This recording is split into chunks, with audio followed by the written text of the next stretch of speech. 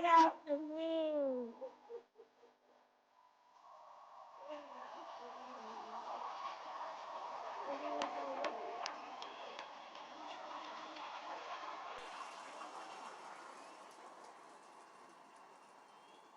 Good afternoon. Good afternoon. It is late.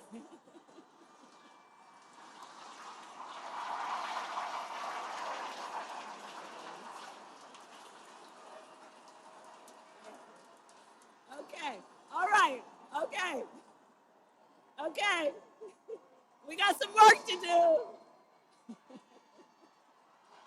right.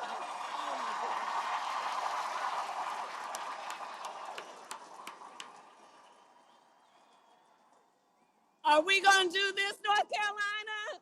Yes. It is so wonderful to be back in Charlotte. I want to thank you all. Can we give it up for Stacy for telling her incredible story?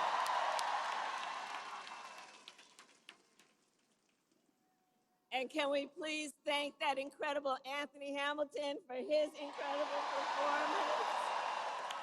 I love Anthony Hamilton. And it is so good. I love you back. I love you back. Thank you.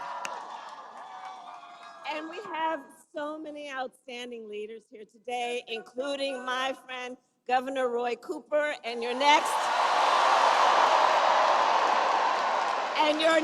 governor, Attorney General Josh Stein. And here with us is your next Attorney General, Congressman Jeff Jackson. Mayor Lyles, my dear friend, the Council of State candidates, and all the leaders who are with us today. I thank you all, everyone here for taking the time and doing the work you are doing. Thank you, thank you, thank you, thank you, thank you. All right, so here's the thing. Okay, we got a lot of work to do. Okay, so North Carolina, you probably know, please have a seat if you have a chair. 2 nights ago, Donald Trump and I had our first debate.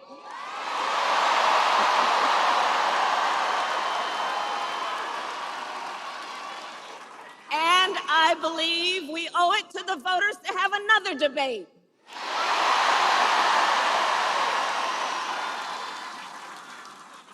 Because this election and what is at stake could not be more important.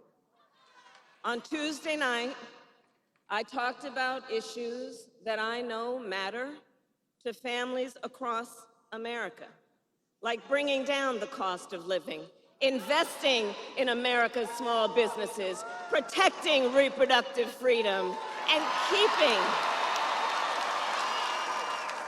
keeping our nation safe and secure. But that's not what we heard from Donald Trump. Instead, it was the same old show. That same tired playbook that we've heard for years, with no plans for how he would address the needs of the American people, because you know it's all about him, it's not about you. Well, folks, I said it then, I say it now. It's time to turn the page. Turn that page. Turn that page.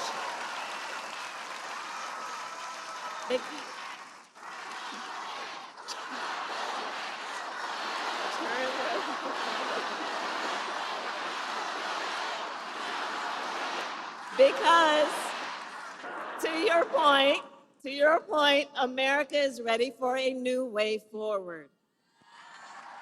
We are ready for a new generation of leadership that is optimistic about what we can do together. That is why Democrats, Republicans, and independents are supporting our campaign.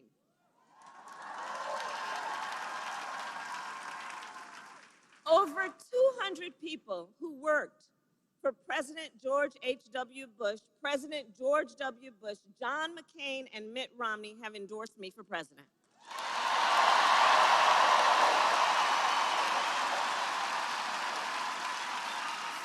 Former Vice President Dick Cheney and Congresswoman Liz Cheney are supporting me as well.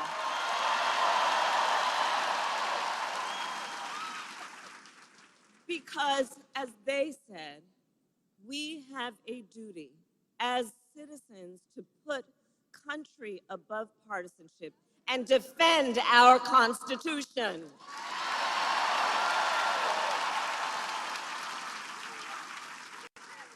And that is my pledge to you.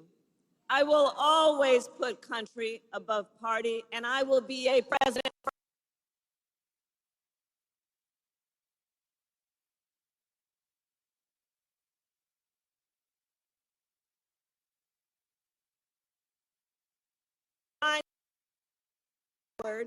We are fighting for the future.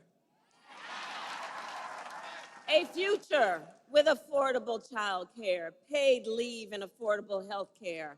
A future where we build what I call an opportunity economy so every American has an opportunity to own a home, to build wealth, to start a business.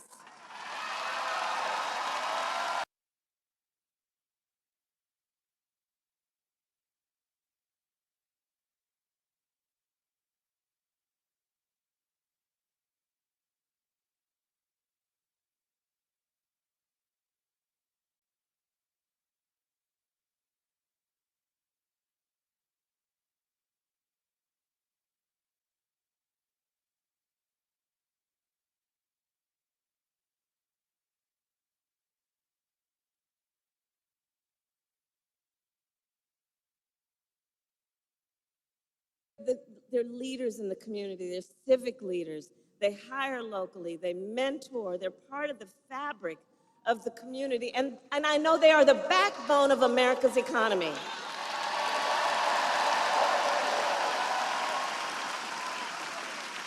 So my plan is to give a $50,000 tax deduction to start up small businesses.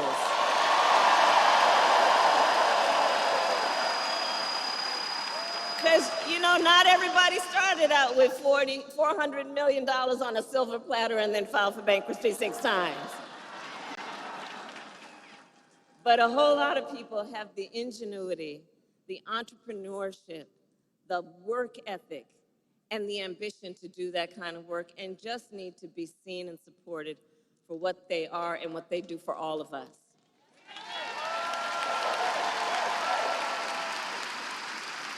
An opportunity economy.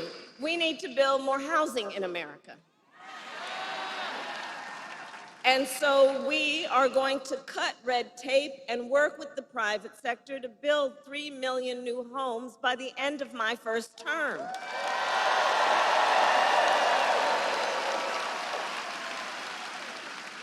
I have a plan to lower the cost of living for America's families on everything from health care to groceries. Under my plan, more than 100 million Americans will get a tax break, and thousands of dollars of your hard-earned money will go back into your pockets, including $6,000 during the first year of a child's life.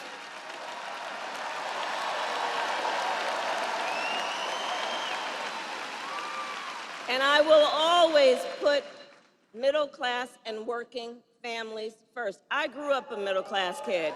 I was raised by a hard-working mother who saved up, and by the time I was a teenager, she was able to afford to buy our first home. I understand how people work hard and have dreams and aspirations for their children and need to be put first. Understanding, again, when the middle class is strong, America is strong. America is strong. But Donald Trump, well, he has a different plan. Just Google Project 2025. It is a detailed and dangerous blueprint for what he will do if he is elected president. Donald Trump will give billionaires and big corporations massive tax cuts and cut corporate taxes by over $1 trillion, even as they pull in record profits. He will add more than $5 trillion to the national debt. He intends to cut Social Security and Medicare. And he wants to impose what is, in effect, a national sales tax. I call it a Trump sales tax, because it will be a tax on everyday basic necessities, which the economists have measured will cost the average family nearly $4,000 more a year. And the top economists, they've previewed our plans. They've reviewed them.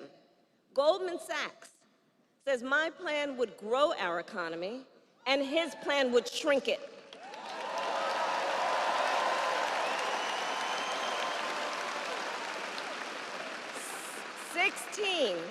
Sixteen Nobel Prize-winning economists say he would reignite inflation, and Moody's says he would ignite a recession by the middle of next year.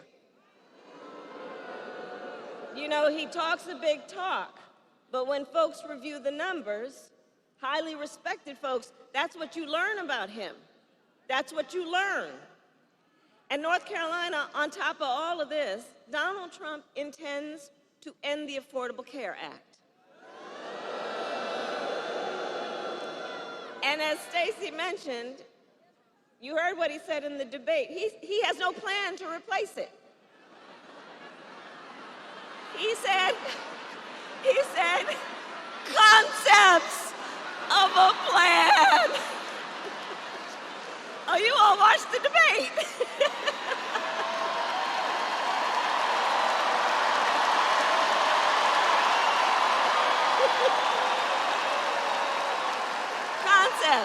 Concepts. No actual plan, concepts. And understand what's at stake on that. 45 million Americans are insured through the Affordable Care Act. And he's going to end it based on a concept. And take us back to when insurance companies had the power to deny people with pre-existing conditions. Well, we are not going back. We're not going back.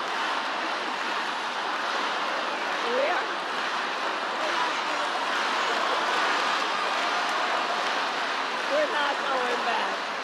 No. We will move forward. We will move forward because ours is a fight for the future, and it is a fight for freedom.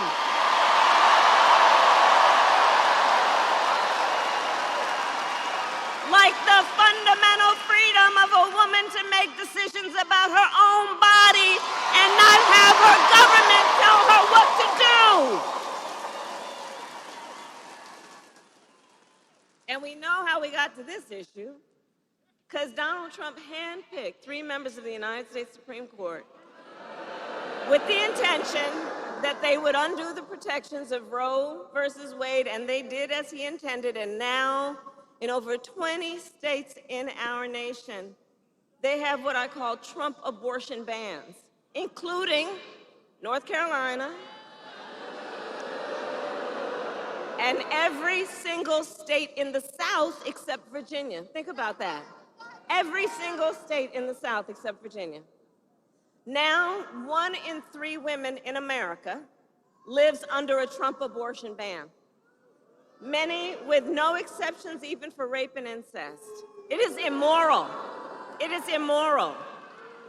And I know we all here understand and agree one does not have to abandon their faith or deeply held beliefs to agree the government should not be telling her what to do with her body.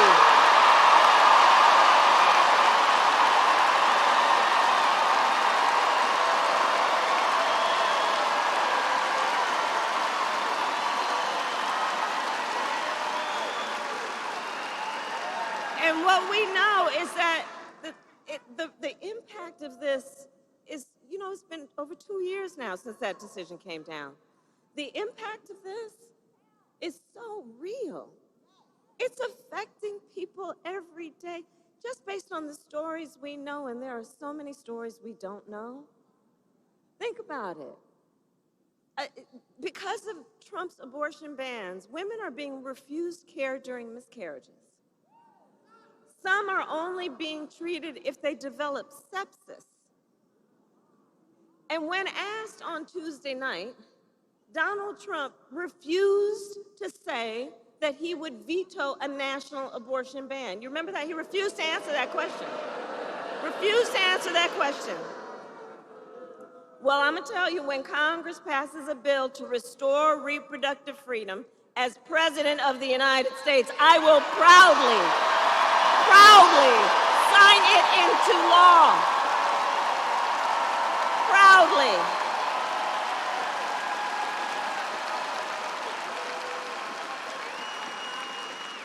And across our nation, we are witnessing a full-on assault on other hard-fought, hard-won fundamental freedoms and rights, like the freedom to vote, the freedom to be safe from gun violence, the freedom to breathe clean air and drink clean water, and the freedom to love who you love openly and with pride.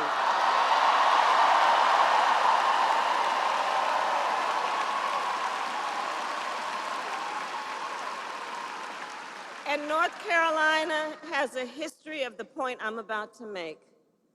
Generations of Americans before us led the fight for freedom. And now the baton is in our hands. It is in our hands. So we who believe in the sacred freedom to vote will finally pass the John Lewis Voting Rights Act and the Freedom to Vote Act.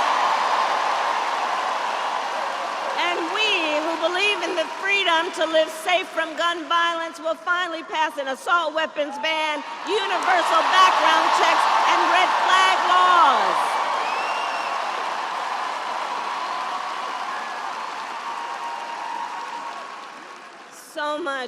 So much is at stake in this election. So much is at stake in this election. And understand, this is not 2016 or 2020.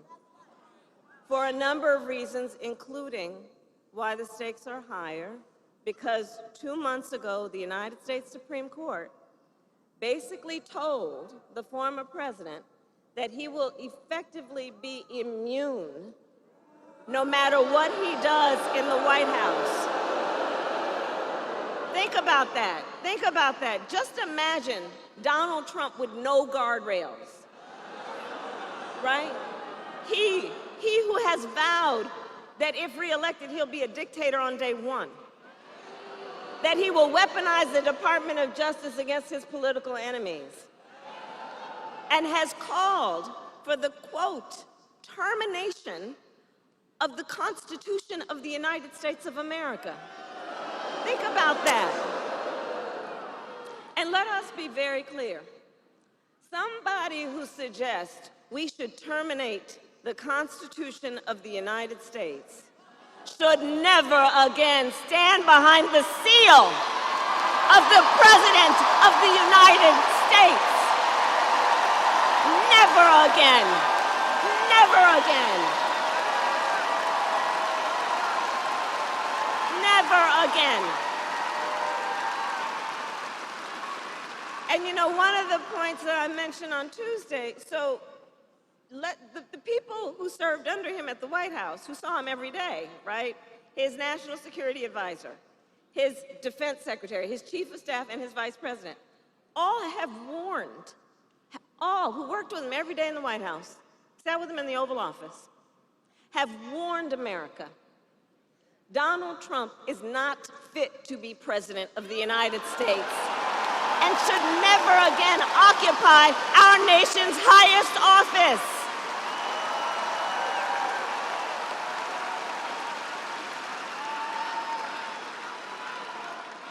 So and we're not going back.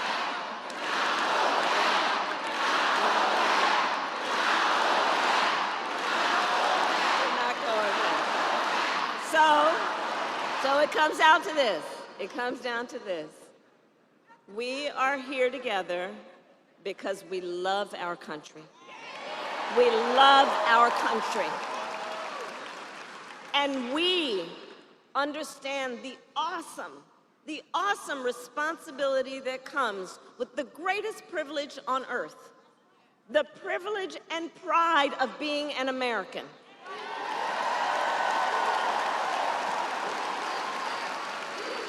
That's right. That's right. That's right. That's right. That's right. Right. And so, I believe it is the highest form, then, of patriotism to fight for the ideals of our country and to fight to realize the promise of America. So, North Carolina, we have 54 days until Election Day. 54 days. And just 35 days until early voting begins.